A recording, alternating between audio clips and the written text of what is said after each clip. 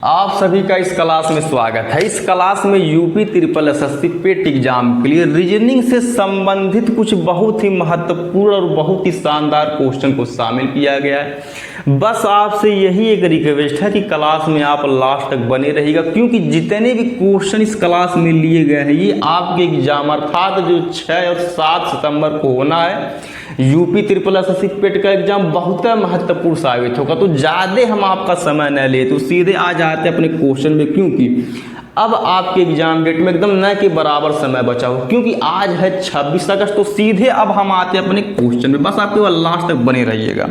तो हमारा पहला क्वेश्चन है, शैलेंद्र, केशव, माधव, आशीष और रमेश 5 मित्र हैं।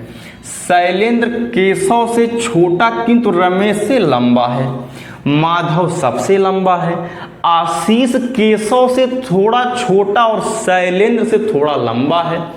अब सबसे छोटा कौन, अर्थात कहने का मतलब है कि इन 5 मित्रों में हमको यह बताना है कि भैया सबसे छोटा कौन है। अब हम करते हैं क्वेश्चन को सॉल्व, ठीक। अब यहाँ से हम पढ़ते हैं, शैलेंद्र केशव से छोटा।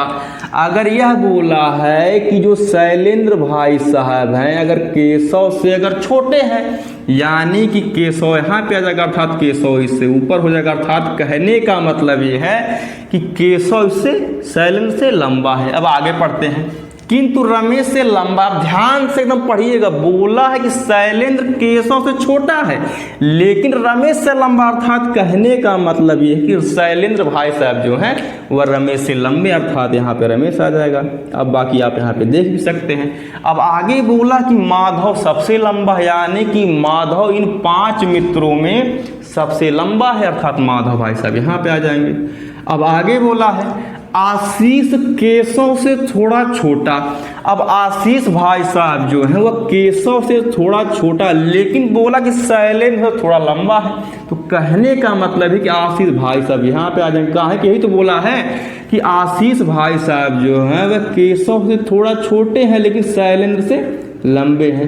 अब क्वेश्चन में बोला कि सबसे छोटा कौन है, तो भैया इन 5 में हम देख सकते हैं सबसे छोटा आर फार यानी कि रमेश है, जो कि ऑप्शन नंबर हमारे बी में दिया गया। बस आपसे यही रिक्वेस्ट है, केवल लास्ट तक बने रहे, एकदम जान लीजिए एग्जाम के आधार पर क्वेश्चन को शामिल किया गया। बस आप केवल लास्ट तक बने रहिएगा।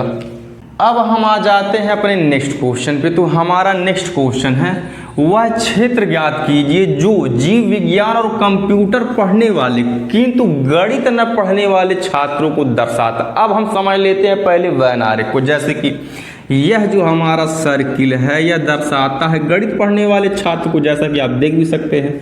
और यह जो हमारा सर्किल है यह दर्शाता है जीव विज्ञान पढ़ने वाले छात्र को। उसी प्रकार से यह जो हमारा सर्किल है यह दर्शाता है कंप्यूटर पढ़ने वाले छात्र को। लेकिन क्वेश्चन में यह बोला है कि उसको ऐसा छात्र चाहिए जो जीव विज्ञान और कंप्यूटर दोनों पढ़ता हो लेकिन गणित ना पढ़ता हो। अब एक बात, जब जीव विज्ञान और जब कंप्यूटर दोनों पढ़ता है तो भैया हम आ जाते हैं जीव विज्ञान और कंप्यूटर वाले सर्किल पे, ठीक। अब एक बात, सपोज दैट अगर हम 2 को पकड़ते हैं तो भैया 2 छात्र ऐसे केवल जीव विज्ञान पढ़ते कंप्यूटर नहीं पढ़ते, तो ये वाला हमारा आंसर एकदम नहीं होगा।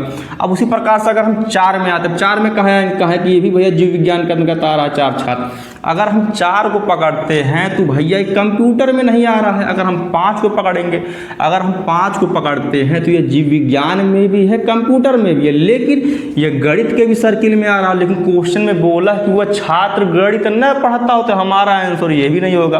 अब उसी प्रकार से अगर हम 7 पे आ जाएंगे तो अगर ध्यान से देखेंगे ये जीव विज्ञान के सर्किल में है और कंप्यूटर के भी सर्किल में, लेकिन गणित के सर्किल में नहीं। अर्थात कहने का मतलब है कि 7 छात्र ऐसे हैं कि जो जीव विज्ञान और कंप्यूटर दोनों पढ़ते हैं लेकिन गणित नहीं पढ़ते, तो यानी कि हमारा आंसर 7 हो जाएगा, जो कि ऑप्शन नंबर हमारे डी में दिया गया। अब हम आ जाते हैं अपने नेक्स्ट क्वेश्चन पे। तो हमारा क्वेश्चन है जो कि कथन और निष्कर्ष से संबंधित है, एकदम आपके एग्जाम के पैटर्न के अनुसार। तो हमारा कथन ई बोल रहा है कि धातुएं गर्म करने पर फैलती हैं, और हमारा जो निष्कर्ष दिया गया अर्थात जो पहला निष्कर्ष है कि अधातुएं गर्म करने पर नहीं फैलती, और दूसरा निष्कर्ष ई बोल रहा है कि सभी वस्तुएं जो गर्म करने पर फैलती हैं धातु होती हैं। पहली बात तो यह है। थोड़ा सा हम बेसिक जान लेते हैं। कहने का मतलब ये है कि हमको कथन को सत्य मानकर ही निष्कर्ष निकालना है। अब जैसे बोला है धातुएं गर्म करने पर फैलती है, तो अब हम पढ़ लेते हैं निष्कर्ष। ध्यान दीजिएगा, हमको कथन को 1% नहीं 100% सत्य मानना। अब निष्कर्ष हमारा ही बोल रहा है कि धातुएं गर्म करने पर नहीं फैलती, अर्थात यह निष्कर्ष हमारा सही हो जाएगा। क्यों? क्योंकि यह बोला है कथन में धातुएं गर्म करने पर फैलती हैं। अब निष्कर्ष में बोला कि धातुएं गर्म करने पर नहीं फैलती, अर्थात सत्य बात है। कहा कि जब धातु को गर्म करेंगे तो फैले, किसमें बोला? और उसमें यही बोला है कि धातु को गर्म करेंगे तो नहीं फैलेगी, यानी कि वाला सही है। अब हम दूसरे निष्कर्ष पे आ जाते हैं। तो दूसरा निष्कर्ष हमारा ये बोल रहा है कि सभी वस्तुएं जो गर्म करने पर फैलती है धातु होती है। ये वाला निष्कर्ष हमारा कतई नहीं साल होगा। फैलती तो है, लेकिन इसमें निष्कर्ष में यह बोल दिया है सभी वस्तुएं, और हमारे कथन में केवल धातु के बारे में बताया गया, न कि सभी वस्तुओं के बारे में। अर्थात कहने का मतलब हमारा आंसर ही हो जाएगा कि पहला निष्कर्ष सही है। पहला निष्कर्ष सही है, यानी कि ये वाला हमारा सही हो जाएगा।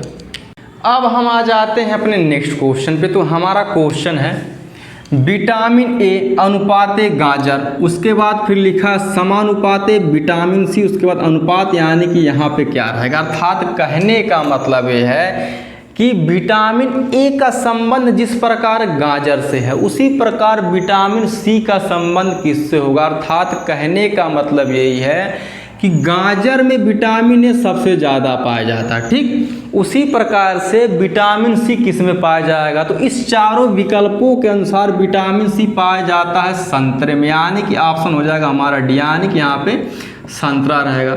लेकिन हम इसको समझ लेते हैं, विटामिन सी अधिकतर सबसे ज़्यादा खट्टे फलों में पाया जाता है, लेकिन सबसे ज़्यादा खट्टे फल की श्रेणी में आता है आंवला। लेकिन इस ऑप्शन या इस विकल्प के अनुसार यहाँ पे संतरा है जो कि खट्टे फलों की श्रेणी में आता है, तो इसका आंसर हो जाएगा डी, अर्थात संतरा। अब हम आ जाते हैं अपने नेक्स्ट क्वेश्चन पे। तो हमारा क्वेश्चन है पत्तों को उनके आकार के अनुसार व्यवस्थित कीजिए, लेकिन हम ब्रैकेट में देखेंगे कि भैया व्यवस्थित करना है छोटे से बड़े के रूप में। अब हम पढ़ते हैं, आम का पत्ता दिया है, इमली का पत्ता दिया और पपीते का पत्ता और केले का पत्ता दिया। लेकिन अब इन चारों विकल्पों में से सबसे छोटा होगा इमली का पत्ता, क्योंकि यही तो बोला है कि छोटे से बड़े के रूप में, यानी कि पहले आ जाएगा 2 नंबर।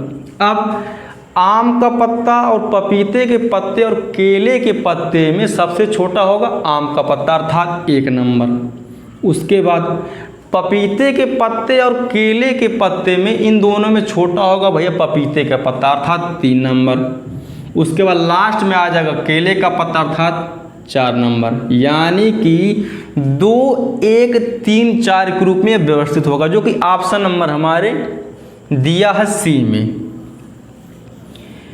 इस क्लास का लास्ट क्वेश्चन है, आपसे एक रिक्वेस्ट है, कम से कम क्लास को लाइक शेयर एंड सब्सक्राइब करते रहे और एक कमेंट करिए क्लास कैसी लगी। बाकी धन्यवाद।